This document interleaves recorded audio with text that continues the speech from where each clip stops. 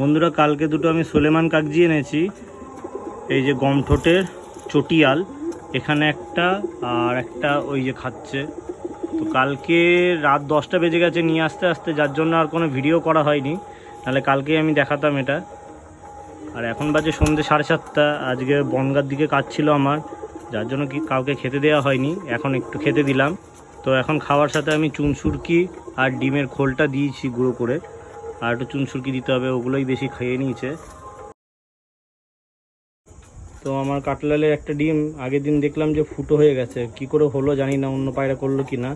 তো আজকে আরেকটা মনে ডিম দিয়েছে, আর ওই ফুটোওয়ালা ডিমটাকে ফেলে দিয়ে ওখানে একটা প্লাস্টিকের ডিম দিয়ে দিতে হবে। চটিয়াল আছে দুটোই, গমঠোঁটের, মিডিয়াম সাইজ, খুব একটা লং না।